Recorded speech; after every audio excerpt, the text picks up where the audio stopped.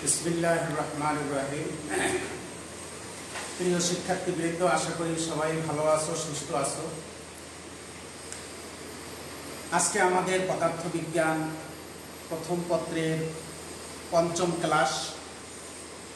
পূর্বের পড়াশোনার ধারাবাহিকতায় আজকে আমরা দেখব যে দুটি ভেক্টর, তোমাকে দুটি ভেক্টর দেওয়া হইল, একটা এ ভেক্টর আর একটা বি ভেক্টর। এই ভেক্টর দুটি কখন লম্ব হবে এবং কখন সমান্তরাল হবে, খেয়াল করো, কখন লম্ব হবে এবং কখন সমান্তরাল হবে।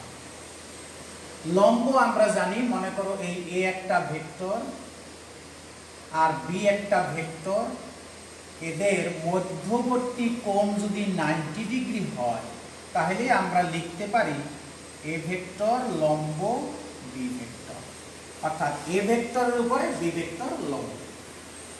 তাই আমাদের এখন দেখতে হবে কখন লম্ব হয়। তো একটা আমরা জানি দুটি ভেক্টরের মধ্যবর্তী কোণ 90 ডিগ্রি হলে লম্ব, আর একটা হলো কখন সমান্তরাল হবে। তো আমরা যদি দুটি ভেক্টরকে এইভাবে পরস্পরের সাথে সমান্তরালে চলে তখন এদের মধ্যে কোনো কোণ হয় না, এখানে কোণ হইল 0 ডিগ্রি, আর কোণ 0 ডিগ্রি হইলে তখন সেটা হয় সমান্তরাল। এখন আমরা দুটি ভেক্টর লম্ব হওয়ার শর্ত এবং সমান্তরাল হওয়ার শর্ত দেখব। এইটা প্রতিপাদন করার জন্য আমাদের পূর্বের যে স্কেলার গুণন এবং ভেক্টর গুণন, সেই সূত্র দুটি আমাদের প্রয়োগ করতে হবে। আমরা স্কেলার গুণন যেটা আগে শিখেছি, a dot b equal to ab cos theta, এইটার দ্বারা আমাদের প্রমাণ করতে হবে কখন লম্ব হবে। আর একটা করছি ভেক্টর গুণন a cross b ab sin theta eta. এখানে আমরা দিকটা নেব না, এখানে শুধু মানটা নেব, মান ab sin থিটা, দিকটা বাদ যাবে। এইটার দ্বারা আমরা প্রমাণ করব কখন সমান্তরাল হবে। তো একটু দেখো, আমরা ধরে নেই যে ধরি আমাদের এই a এবং b ভেক্টর দুটি মধ্যবর্তী কোণ 90, অর্থাৎ দুটো লম্ব বরাবর আছে। এখানে চিত্র দেখো, a ভেক্টর আর b ভেক্টর, এদের মধ্যবর্তী কোণ 90, তার মানে a এর উপরে b লম্ব। তাহলে আমরা দেখি থিটা ইকুয়াল টু 90 ডিগ্রি যদি হয়, তাহলে a dot b ab cos theta সমান সমান a এর মান b এর মান সূত্রের cos আর a আর b এর মধ্যবর্তী কোণ। তো আমরা আগে ধরে নিলাম যে ভেক্টর দুইটার মধ্যবর্তী কোণ থিটা, তার মানে 90 ডিগ্রি। তো থিটার জায়গায় যদি আমরা 90 ডিগ্রি বসাই, তাহলে a b এর মান যথারীতি বসাইলাম, আর cos 90 এটা আমাদের জানা আছে 0, তাহলে আমরা পাইলাম 0। তাহলে আমরা আগেই ধরে নিলাম যে দুটি ভেক্টরের মধ্যবর্তী কোণ থিটা ইকুয়াল টু 90। তো 90 ডিগ্রি হলে স্কেলার গুণন বা ডট গুণন অনুযায়ী আমরা a ডট b এর মান পাইলাম 0। এখন যদি এই কথাটাকেই আমরা একটু উল্টা ভাবে বলার চেষ্টা করি, যে আমি হয়তো এটা জানি না, কিন্তু আমি যদি এইটা বলি যে এই a dot b equal two 0 কখন পেয়েছি, যখন থিটাটা 90 ডিগ্রি ছিল, লম্ব ছিল। তাহলে আমি যদি একটু উল্টা ভাবে বলার চেষ্টা করি যে দুটি ভেক্টরের ডট গুণন করে, স্কেলার গুণন করে তার মানটা যদি আমি 0 পাই, তাহলে ভেক্টর দুটি লম্ব।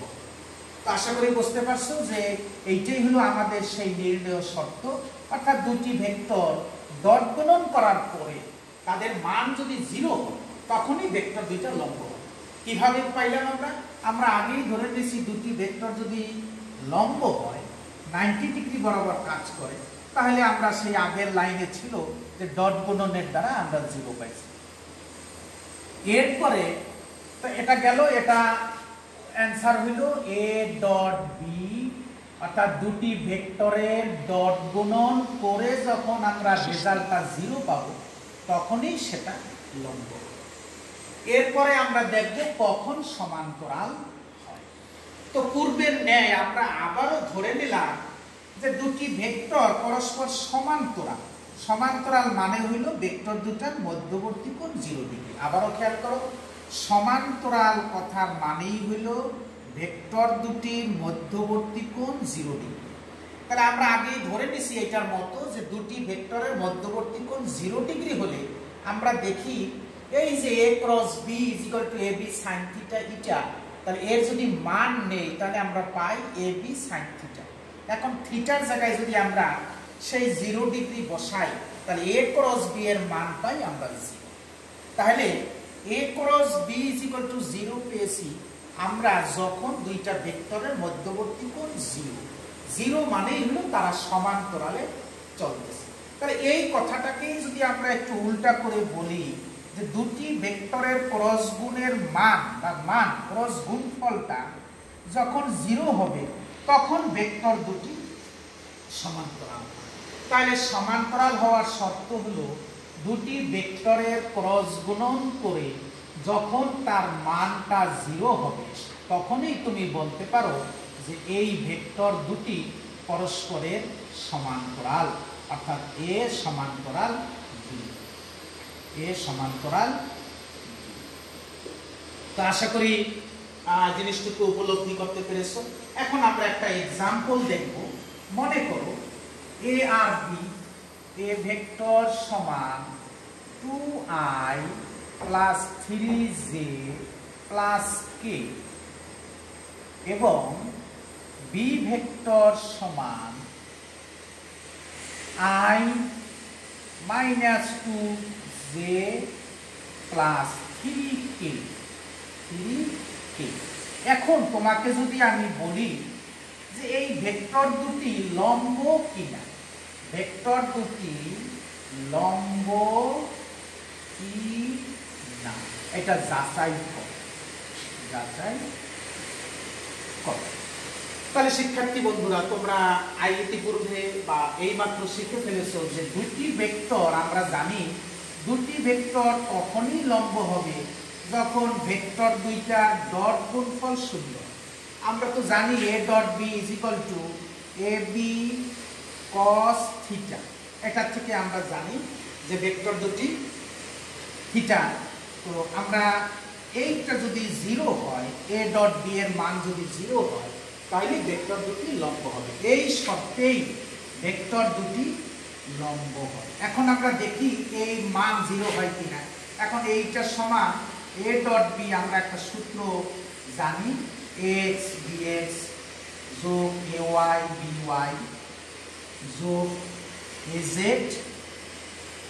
bz, az bz is equal to a dot b। আমি উল্টা ভাবে লিখলাম।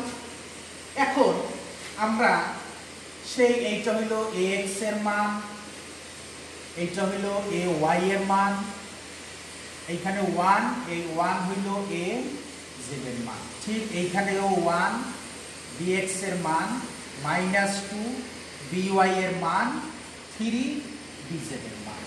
এখন যদি আমরা মানগুলো বসাই ax 2 bx 1 plus ay 3 by -2 যোগ az 1 bz 3 is equal to a dot b। এখন আমরা যদি এটাকে গুণ করি 2 প্লাস মাইনাসে -6 যোগ 3 সমান সমান a ডট b। তো এখান থেকে আমরা যেটা পাই a dot b is equal to আমরা পেলাম 3 আর 2 5 -6, তারপরে আমরা পেয়েছি -1। তো a ডট b আমরা এই ডাটা থেকে a dot b is equal to 1 পাইছি, কিন্তু দেখো লম্ব হওয়ার জন্য a ডট b এর মান হতে হবে 0। যেহেতু a dot b is not 0, তাই এ ও বি পরস্পর লম্ব। আশা করি বুঝতে পারছো। তো যদি এইখানে আমরা কোনোভাবে এইখানে আমি যদি 0 পেতাম তাহলে আমি লিখতে পারতাম a dot b is equal to 0। তো আজকের আলোচনায় আমরা যেটা শিখলাম যে দুটি ভেক্টর কখন লম্ব হবে কখন সমান্তরাল হবে। এই প্রশ্নটা আমাদের এমসিকিউর জন্য খুবই গুরুত্বপূর্ণ এবং সিকিউর গণন অংশের জন্য দক্ষ প্রয়োগের জন্য এই সূত্রটা আমাদের অত্যন্ত দরকার। তো আজকে এই পর্যন্তই। বই থেকে আরো তথ্য নিয়ে আশা করি তোমরা এর এক্সাম্পল এবং ম্যাথগুলো সমাধান করো। সবাইকে ধন্যবাদ। আসসালামু আলাইকুম।